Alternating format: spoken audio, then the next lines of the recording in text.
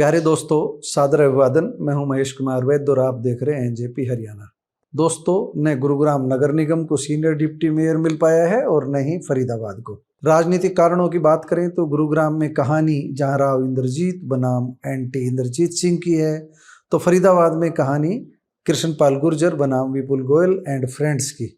कुछ लोग गुरुग्राम की कहानी को इंद्रजीत बनाम नरबीर भी करके देख रहे हैं, लेकिन राव नरबीर के साथ कुछ दूसरे ऐसे पात्र भी हैं जो दिल्ली में बैठकर हरियाणा की राजनीति में गहरी रुचि रख रहे हैं। लेकिन इन सब बातों से परे असली कहानी यह भी है कि अभी भाजपा संगठन को ही इन चुनावों में लाभ नजर नहीं आ रहा है। अगर विपक्ष का दबाव हो तब भी भाजपा चिंता करे और कानून का डर हो तब भी इसकी चिंता हो, लेकिन कानून को ठेंगा दिखाना जहां सत्ता की हनक बन चुका है, वहीं विपक्ष इन दोनों जिलों में सोया हुआ है।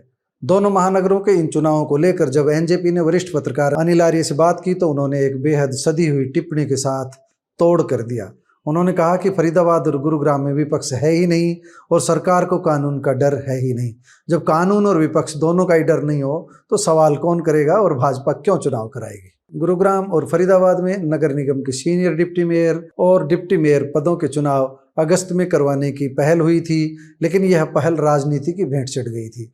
यह शायद 11 अगस्त की बात है। चुनाव टला, लेकिन नई तारीख आज तक भी घोषित नहीं हुई है।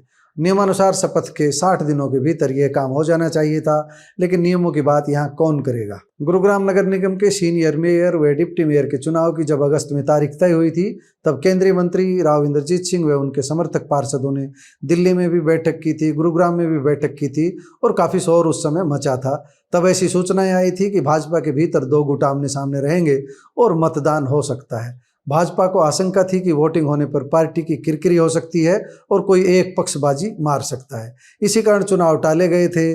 गुरुग्राम नगर निगम में कुल 36 पार्षद हैं। इनमें भाजपा के 23, निर्दलीय 9, कांग्रेस के 3 और जजपा का 1 पार्षद है। मेयर राजरानी मल्होत्रा भाजपा की है और उन्हें भी मतदान का अधिकार है। भाजपा के वोटों की संख्या कुल 24 है। इनमें से 1 दर्जन पार्षद राव इंद्रजीत सिंह के समर्थक बताए जा रहे हैं। इसके अलावा विपक्ष के 4 और आज़ाद जीतने वाले 6 पार्षद भी उस समय राव इंद्रजीत के संपर्क में थे। आज की स्थिति क्या है, यह दावे के साथ कहना किसी के लिए भी संभव नहीं है। हम यह भी बता दें कि राव नरबीर सिंह ने मानेसर नगर निगम के सीनियर मेयर व डिप्टी मेयर चुनाव में अपनी धाक कायम की थी। हालांकि इसके लिए जो रास्ते अपनाए गए थे उनकी आलोचना भी हुई थी। राव नरबीर सिंह गुरुग्राम में भी ऐसा कमाल दिखाना चाहते थे, लेकिन उनकी बात नहीं बन पाई। चुनाव स्थगित हो गए और सबकी बंद मुट्ठी रह गई। कौन कितना पाने में था, किसी की बात बाहर नहीं आई।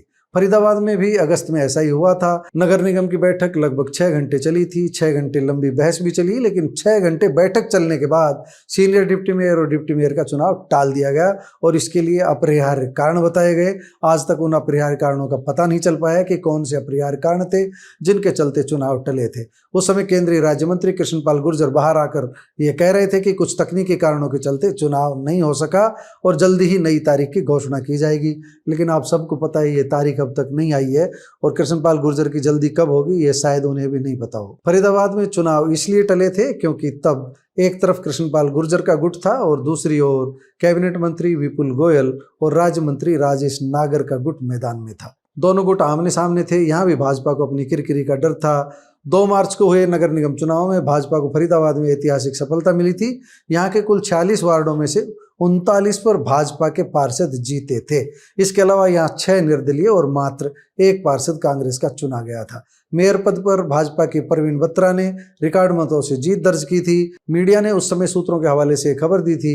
जो रिपोर्ट आई थी मीडिया में उसका सार यह था कि इस बार 29 पार्षदों का समर्थन कृष्णपाल गुर्जर के पक्ष में था। 2018 में हुए पिछले नगर निगम चुनाव में केंद्रीय राज्य मंत्री कृष्णपाल गुर्जर ने अपने बेटे को सीनियर डिप्टी मेयर बनवा लिया था, लेकिन इस बार उन्हें अपने समर्थक के लिए भी पसीना बहाना पड़ रहा है और यह तब है जब उनके पास निर्णायक संख्या बल भी बताया जा रहा है। कुल मिलाकर ये कह सकते हैं कि फरीदाबाद व गुरुग्राम में भाजपा जानबूझकर चुनाव टाल रही है ताकि इंतजार की घड़ियां गिनते हुए सब भाजपा के साथ डटे रहें, उनका लॉटरी खुलने का इंतजार बना रहे।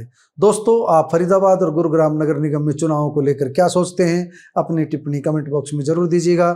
नमस्कार, धन्यवाद।